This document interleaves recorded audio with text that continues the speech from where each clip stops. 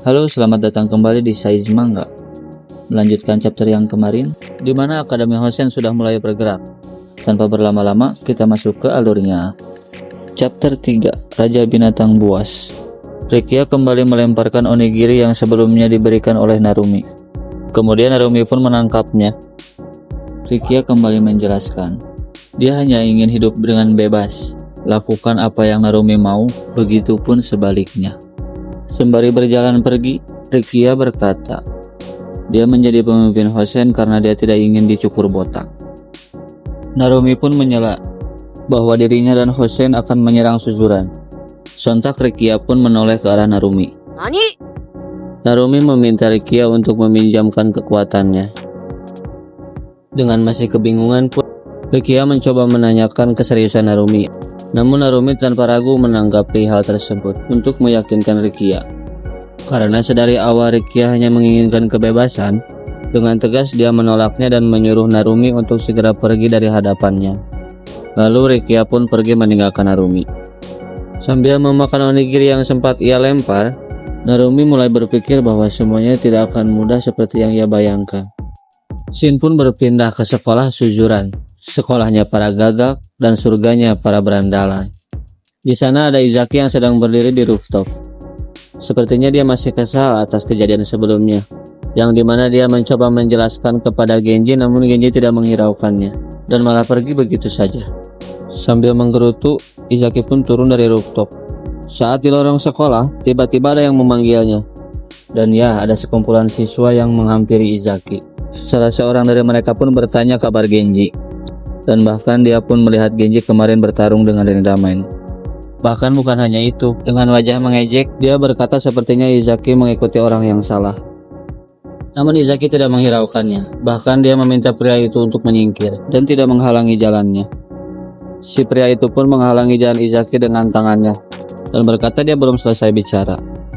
Fraksi GPS, yaitu fraksi yang dipimpin oleh Genji, selalu berkuar telah menaklukkan Suzuran. Namun ada beberapa orang yang tidak mengakuinya. Bahkan beberapa orang menunggu kesempatan untuk bisa mengalahkan fraksinya. Namun tanpa basa-basi, Izaki pun melayangkan pukulan. Tepat saat sebelum mengenai wajah songongnya itu, Izaki menghentikan pukulannya. Dengan wajah serius Izaki bilang, dia sudah memperingatinya. Dan daripada itu, ada hal yang lebih penting yang bisa dia lakukan daripada harus meladeni kroco seperti mereka. Lalu Izaki pun pergi. Karena kejadian tersebut, pria itu pun sampai berkeringat dingin. Namun dia kembali berteriak kepada Izaki. Selagi bisa, Izaki harus menundukkan semuanya sampai mereka benar-benar tunduk dan mengikutinya. Dan dia berpikir Serizawa tidak akan tinggal diam. Karena dia dijuluki Raja Binatang Buas. Ya, itulah Tamao Serizawa. Izaki hanya melirik lalu kembali pergi. Di belakang sekolah ada Makise, Chuta, dan Genji sedang mencoret dinding. Lalu Izaki datang menghampiri mereka. Genji pun mengajaknya untuk bermain dan berkata kepada kedua temannya untuk tidak berpindah tempat. Kemudian Genji mendekat ke arah Izaki dan berkata apakah Izaki melihat mereka pindah tempat. Namun Izaki menyela dengan berkata apakah menjadi puncak Suzuran adalah tujuan Genji yang sebenarnya. Sontak Genji pun kebingungan dengan pertanyaan Izaki tersebut. Dengan posisi marah, Izaki berteriak kepada Genji. Dia yang selalu mendampingi Genji untuk mencapai puncak, namun Genji tidak melakukan apa-apa. Namun Genji nampak kebingungan dan berkata kepada Izaki bahwa dia hanya perlu mengalahkan Rendamen itu saja. Namun belum selesai Genji berbicara, Izaki pun langsung menyela. Seketika Genji, Chuta, dan Makise langsung terdiam. Izaki melanjutkan pembicaraannya. Apakah dengan mengalahkan Serizawa sudah cukup untuk membuat Genji mencapai puncak? Jelas tidak sesimpel itu. Jika Genji hanya berfokus kepada Rendamen, maka dipastikan Genji tidak akan pernah maju atau sampai puncak Suzuran kapanpun. Karena ditambah situasi di Suzuran semakin hari semakin kacau. Sembari pergi, Izaki menyuruh Genji untuk pergi ke atap dan melihatnya sendiri. Genji, Chuta, dan Makise kembali terdiam. Keesokan harinya Genji pergi ke rooftop dan melihat situasi di sana. Genji pun sejenak terdiam karena memikirkan perkataan Izaki sebelum kemarin dia pergi. Jika Genji tidak berubah, maka Izaki tidak akan mengikutinya lagi. Siang hari yang indah di kota Toarushi. Terlihat Kawanishi yang baru keluar dari minimarket. Sambil berjalan dia berpikir bahwa tidak akan ada orang yang mau memberi pekerjaan kepada pembunuh sepertinya, dan ia rasa hidupnya sudah berakhir. Namun di perjalanan, tiba-tiba ada segerombolan preman yang menghampirinya, dan mereka ingin mengeroyok Kawanishi. Mereka pun membawa Kawanishi ke bawah jembatan. Ya, dan di sana terjadilah perkelahian antara Kawanishi melawan preman tadi. Dengan satu pukulan, Kawanishi mampu menjatuhkan salah seorang dari mereka. Karena merasa di atas angin, Kawanishi pun mulai meremehkan lawannya dan mulai lengah. Hingga tiba seseorang menyerang dari belakang. Karena lengah, pertahanannya pun terbuka lebar. Satu pukulan mentah pun mendarat di pipi Kawanishi. Belum sempat berdiri, tiba-tiba Kawanishi kembali diserang ke arah perut dengan tendangan yang sangat kuat. Setelah menerima serangan tersebut, Kawanishi langsung terjatuh.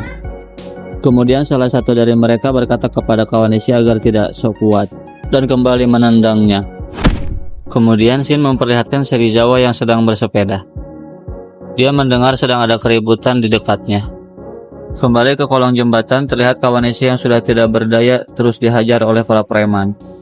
Kemudian datang seseorang berlari ke arah mereka dan menendang salah satu dari mereka dengan tendangan yang sangat kuat yang membuatnya terlempar beberapa meter. Dan ya, pria tersebut adalah Serizawa. Chapter 4, Bocah yang Keren. Para preman itu pun bertanya kepada Serizawa apa yang telah Serizawa lakukan. Kemudian dia menjawab, saat di jalan bersepeda, sempat mendengar ada yang menjelekkan nama Suzuran. Jadi dia berpikir untuk ikut campur tentang hal itu. Lalu Serizawa balik bertanya apa yang sebenarnya terjadi di sana. Preman itu pun terus-terusan bertanya kepada Serizawa. Namun Serizawa malah bertanya balik, apakah mereka pernah bertemu sebelumnya? Sambil melayangkan pukulan, preman itu menyuruh Serizawa untuk diam. Namun, dengan refleksnya yang sangat cepat, Serizawa mampu menghindarinya dan langsung menangkap badan pria tersebut dengan kedua tangannya. Sontak mereka semua pun terkejut. Meskipun perawakannya kecil, tapi kekuatan Serizawa sangatlah besar. Lalu dia pun tersenyum jahat dan melemparkan pria tersebut ke arah teman-temannya. Sontak mereka pun langsung menunduk. Seketika mereka berkeringat dingin ketakutan karena melihat power Serizawa yang begitu kuat, dan mereka pun lari terbirit-birit. Setelah mereka semua pergi, Serizawa pun menghampiri Kawanishi dan bertanya apakah dia baik-baik saja. Namun alangkah terkejutnya Serizawa saat mengetahui bahwa pria yang dirundung tadi adalah mantan seniornya di Suzuran, yaitu Kawanishi.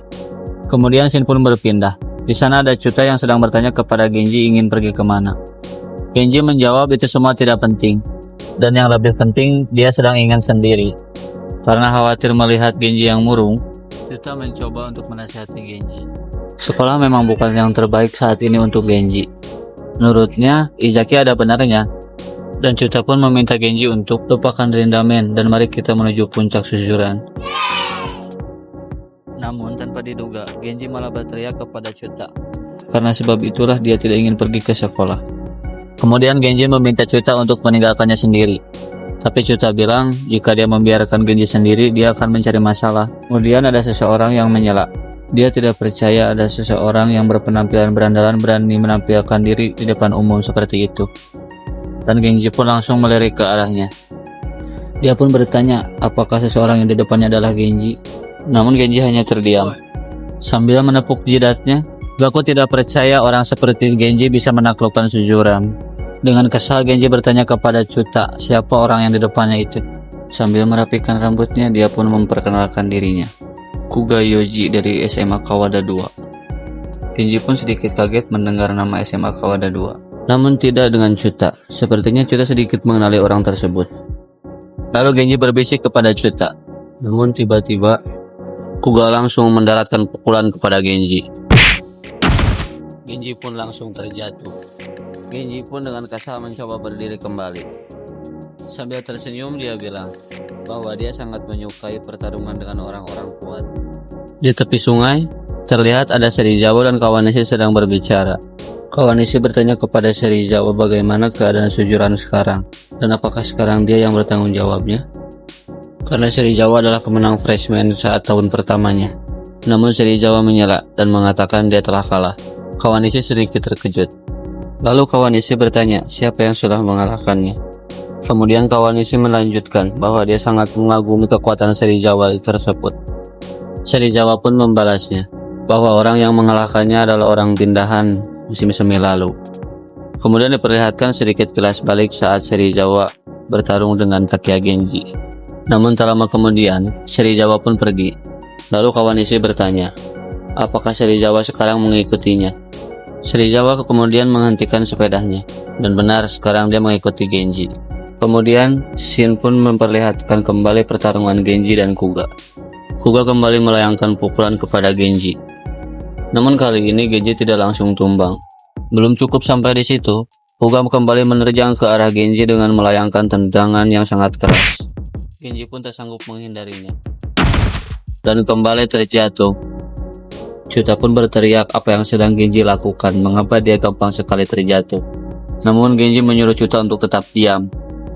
Sembari kembali menerjang, Kuga bertanya apakah orang yang dihadapannya ini benar-benar telah mengalahkan Serizawa.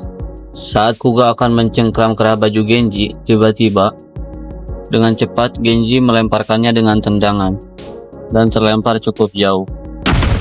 Saat Genji hendak kembali menyerang, Kuga berkata bahwa dia sangat menyukai bertarung melawan orang kuat karena dia suka mengalahkan orang-orang tangguh, sambil kembali mengarahkan pukulan kepada Genji. Namun Genji menerimanya dengan kepala, yang dimana membuat tangan Kuga menjadi kesakitan. Chuta pun berteriak kepada Genji untuk segera menghabisinya. Tidak mau menyia-nyiakan kesempatan, Genji pun berlari ke arah Kuga dan memberikan tendangan telak ke wajahnya. Seketika Kuga pun tumbang. Setelah memastikan kemenangannya, Genji pun berkata, dia tidak mungkin kalah oleh orang seperti itu meskipun dia sangat keren. Oke, sekian dulu video kali ini. Sampai jumpa di video berikutnya. Bye-bye.